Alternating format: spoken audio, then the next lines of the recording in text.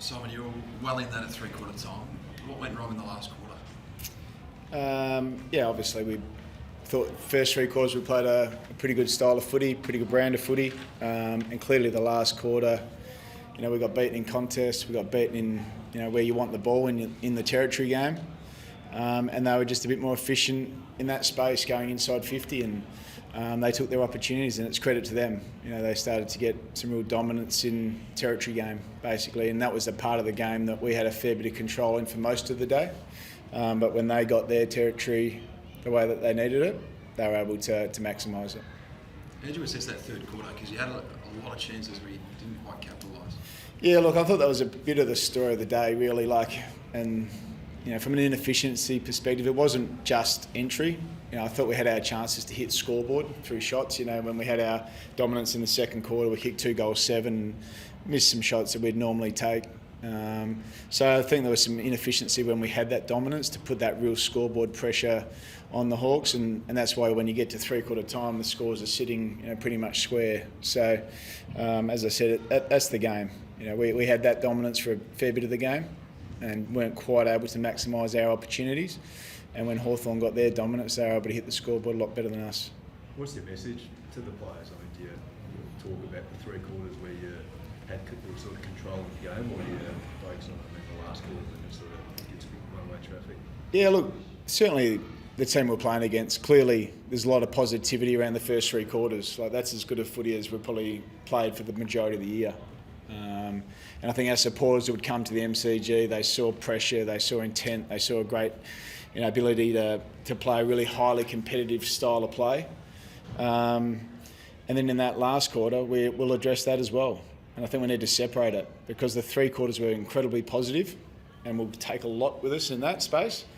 And the last quarter we need to address, because it's just not to the level that's going to be able to sustain winning football.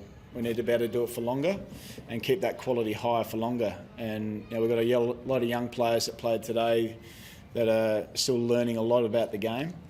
And that's one part of the game that you need. The game demands that you have a desire and intent for 120 minutes, and that's what it demands to be a really, really good team.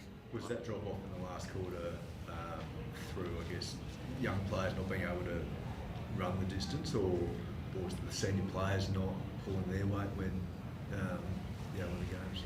Yeah, well, for me, it just looked the way the game was. As I said, they got the territory game first and foremost, and we're not shying away from our last quarter at all. We're going to address it pretty strongly about what the level is in terms of our role, our execution, the method that sits within it, and the real intent that you need to see that game out. When you get a bit tired, you've got to just dig that little bit deeper. So we'll address it at every level of our footy club. But I don't want it to shy away too much from also the power of the three quarters, because that was a pretty strong brand of footy. What did you think when Cozzy Pickett got legged in the goal square and they waved play on? Oh, what did you think? He probably should have got a free kick.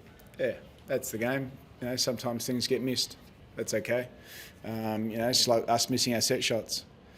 You got to take your opportunities, and we all make mistakes out there, but we move forward. So we didn't lose the game because of that. We lost the game because we weren't able to take and maximise our opportunities when we had them, and then we didn't play out the game for 4 quarters.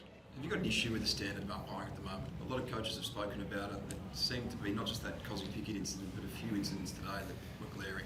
Oh, look, you guys know we can't talk to that in this forum at all. As I said, they make mistakes. We all make mistakes. We're all looking for a higher standard, whether that be with our footy teams, whether that be with umpiring, whether that be with anything in the game. We're always looking for a better standard, and I think everyone's going to keep working towards that. So I'm sure the AFL have got it all under control, and we'll back them in. What did you make of, or what was the method behind putting Oliver on more of a negating role with Newcombe?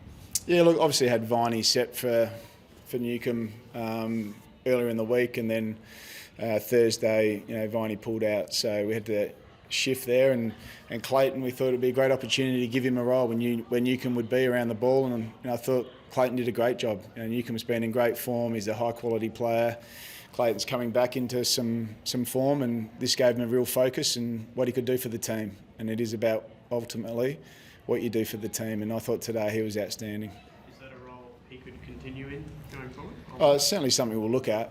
Clearly, our midfield, we feel like we've got some real experience in there, and with Viney and Oliver both being able to do it, it gives us a great opportunity to, see what we best fits each week. Just on Jack Viney, you ruled him out quite late in the week.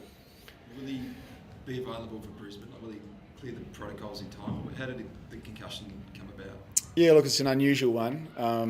He won't play next week. He certainly had, some delayed symptoms that he wasn't quite sure about. Travelled back from Perth.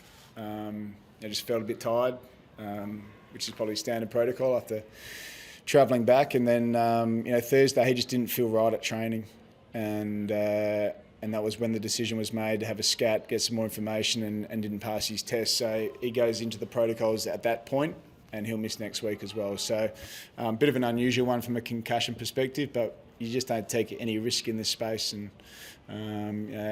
his health is the main priority there. Just on Clayton, when he wouldn't have played too many games where he's had that kind of role, what was his response when you told him this is a job? Couldn't wait to do it. He could not wait to do it. As soon as he stepped in the office yesterday, he said, Newcomb. I said, yep. He was all over it. He wanted the job. He wanted to go after it. That's the type of guy you got. He wanted to do what's best for the team, and that's what we're about. How excited are you by? He's probably played one of his best games so far. How excited are you by his future as a player? Yeah, look, as I said, I think you could across all our younger players today. Langford was one that was outstanding, and Xavier Lindsay as well. I thought did a great job on the other wing. I thought McVie did a great job for the majority of the day. Bowie continues to improve as a player. Caleb Windsor's back playing some of his best footy. And then we've got our young talls that we had to put in this week with Jefferson and Van Rooyen on the back of Petty and Melksham being out. That we had a lot of youth out there. And I think it's exciting for our footy club. There's so much excitement that we're building, and sometimes that can take some time. But we're really comfortable that we're starting to make some big steps. Thanks, Footy. Thanks, guys.